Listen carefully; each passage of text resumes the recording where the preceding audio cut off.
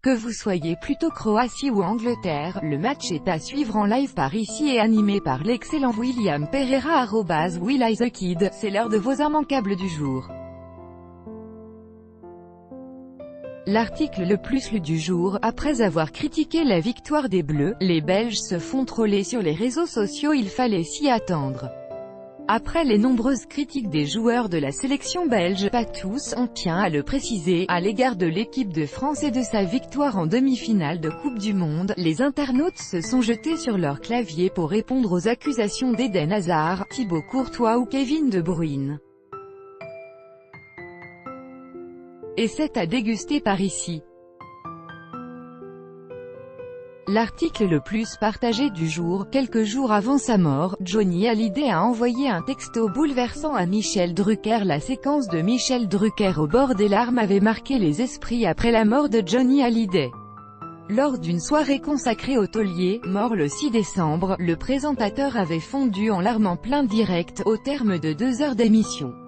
Il est revenu sur son amitié avec le chanteur à l'occasion d'une interview pour Télécable Sat Hebdo. Il m'a envoyé un texto bouleversant 3 jours avant sa mort, révèle l'animateur. La suite de l'article, c'est par là. L'article de la rédaction du jour. Les violences conjugales augmentent-elles les soirs de match?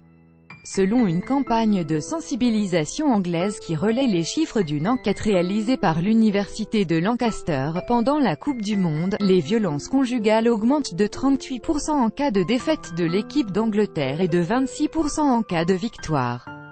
Mais quelle est la situation en France? C'est à découvrir dans ce papier de Delphine Banco @Banco1. L'article découverte du jour. C'est quoi ce crâne de mastodonte, vieux de 13 millions d'années et long de 1,60 m?